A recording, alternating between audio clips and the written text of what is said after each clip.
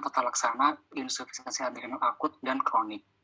Sebagai kasus pemicu di awal, yang ada pasien dari Rumah Sakit Fatmawati. Terima kasih Dr. Jerry atas kasusnya. Ini pasien diketahui menderita diabetes sejak 15 tahun yang lalu dan tidak terkontrol dan merokok 21 tahun. Kemudian pasien ini awalnya mengeluh cepat lelah dan lemas serta ada depresi. Pada tahun 2020 diperiksakan ternyata gulanya rendah dengan tensi juga rendah serta hiponatremia. Karena keluhan berulang ditambah dengan mual dan begah masih belum perbaikan, akhirnya pasien dirujuk ke Rumah Sakit Fatmawati. Kemudian akhirnya dilakukan pemeriksaan lanjutan. Pada saat itu masih belum diperiksakan pemeriksaan ACTH maupun kortisol, diberikan methylprednisolon. Ini masih belum di RSUD Fatmawati, masih di rumah sakit sebelumnya, dan kemudian baru dirujuk ke Rumah Sakit Fatmawati pada bulan Maret 2022. Dilakukan pemeriksaan kortisol, hasilnya rendah dengan ACTH 431 atau meningkat. Dengan hasil CT scan-nya didapatkan adrenal bilateral, dan pasien juga terdiagnosis TB paru dari foto ronsen serta bakteriologis dan diberikan terapi OAT. Pertanyaannya adalah bagaimana tata laksana pada pasien ini? Baik, mungkin yang pertama mungkin kita review singkat bahwa produksi kortisol itu dependen penuh terhadap ACTH, sedangkan untuk aldosteron dia tidak dependen terhadap ACTH, namun regulasi dilakukan oleh angiotensin 2, keseimbangan kalium, serta yang ketiga adalah ACTH. Jadi tidak sepenuhnya tidak bergantung pada ACTH. Dan aksis HPA ini memberikan respon terhadap variasi diurnal serta stres. Dan ACTH setelah kortisol ini akan diperbanyak jumlahnya relatif terhadap jumlah stres yang terjadi pada pasien tersebut. Dan kemudian untuk insufisien adrenal akut ini disebut juga sebagai adrenal crisis atau adenosine crisis. Ini merupakan kondisi yang mengancam nyawa yang diakibatkan oleh kadar kortisol yang terlalu rendah secara relatif terhadap stres. Karena pada beberapa kasus didapatkan memang kortisolnya dalam range normal, namun karena stresnya terlalu berat sehingga pasien mengalami krisis adrenal.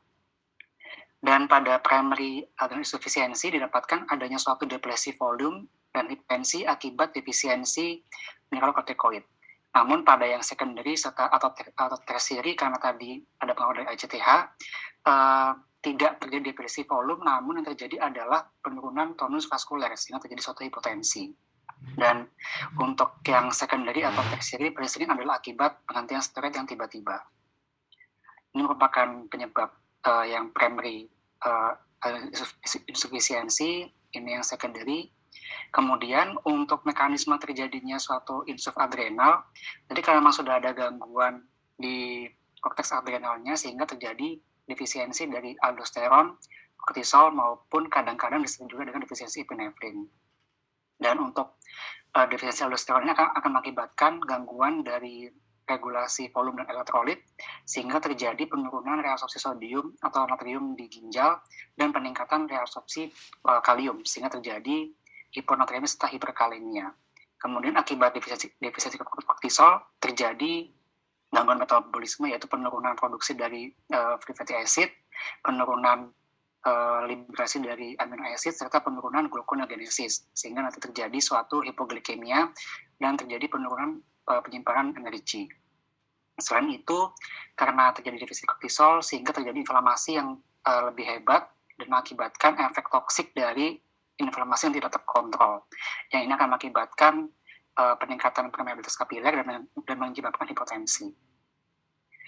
Nah, seperti yang kita ketahui banyak sekali pasien-pasien kita di IGD yang mungkin sepsis, hipotensi, begitu. Nah, kapan kita lakukan screening pada pasien-pasien tersebut? Dikatakan bahwa penegakan diagnosis untuk evaluasi eksklusi insufisiensi adrenal dapat dilakukan pada pasien dengan sakit akut dengan gejala atau tanda yang mirip atau sugestif dengan PAI yang sudah dieksklusi sebab yang lainnya. Tanda gejalanya itu sudah disebut oleh Dr. Diah, misalnya depresi volume, hipotensi, hiponatremi, hiperkalemi, demam, nyeri perut, hiperpigmentasi atau hipoglikemia. Dan untuk pemeriksaan pada kondisi akut memang tidak diwajibkan, dan jika kondisi mengancam nyawa maka pemeriksaan diagnostik dapat ditunda. Jadi masuk obat nanti baru dilakukan berikutnya. Dan untuk pemeriksaan konfirmasi dapat dilakukan ketika kondisi pasien sudah stabil. Untuk tata laksananya, yang pertama adalah tetap laksana emergency seperti biasa, yaitu dilakukan pemasangan akses vena yang cukup besar, kemudian ambil darah kalau bisa, untuk elektrolit dan glukosa serta pemeriksaan kortisol dan ACTH, namun tidak menunggu hasil. Kemudian lakukan infus salin 2-3 liter atau menggunakan dextrose secepatnya sambil kita pantau hemodinamiknya, jangan sampai terjadi overload. Kemudian diberikan hidrokortison pilihannya 100 mg bolus intravena, lanjutkan dengan 50 ml intravena setiap 6 jam, atau bisa di drip 200 ml per 24 jam. Jika tidak ada, maka dapat diberikan metilprednisolon atau dexamethasone. Namun karena dexamethasone tidak ada pengaruh terhadap mineralokortikoid, sehingga harus diberikan salin sebelum ketika diberikan dexamethasone, dan dapat diberikan tata laksana suportif jika diperlukan, misalnya tata laksana untuk hipoglikeminya atau hiponatreminya. Kemudian setelah pasien mulai stabil, maka cairan intravena sudah mulai bisa kita kurangi dalam waktu 24-48 jam kemudian, dan cari penyebab terjadinya krisis adrenal tersebut. Dan kalau misalnya memungkinkan, dapat dilakukan short ACTH stimulation test untuk konfirmasi diagnosis dari insufisiensi adrenal jika memang dia tidak ada riwayat insuf adrenal sebelumnya. Kemudian tentukan tipe insuf adrenalnya dan lakukan tapering dari glukokortikoid yang diberikan dalam waktu 1-3 hari jika memang kondisi sudah perbaikan. Kemudian dicoba diubah ke dosis oral. Dan pada pasien dengan primary adrenal insufisiensi, maka dapat dimulai pemberian mineralokortikoid ketika dosis hidrokortison sudah di bawah 50 ml per 24 jam. Untuk pilihannya yang pertama adalah hidrokortison, dan jika tidak sedia dapat diberikan metilprednisolon atau dexamethasone. Dan glucocorticoid ini akan menurunkan produksi vasopressin appropriate sehingga meningkatkan clearance air dan koreksi hiponatremia.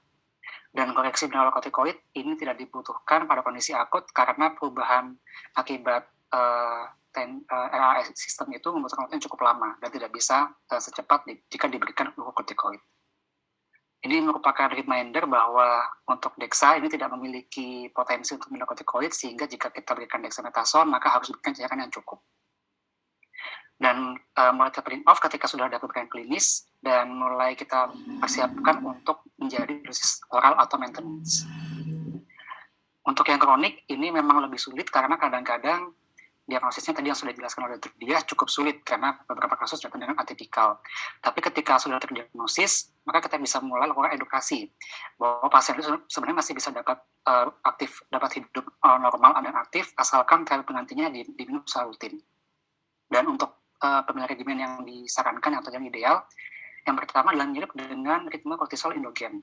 Kemudian yang kedua memiliki variabilitas anti-individu yang kecil, mudah dititrasi, mudah dimonitor, dan resiko overtreatment yang lebih rendah. Mungkin sebagai reminder bahwa ini adalah siklus diurnal dari kortisol kita, ini meningkat pada waktu pagi hari dan akan menurun sampai nanti nadirnya pada waktu malam hari hingga dini hari.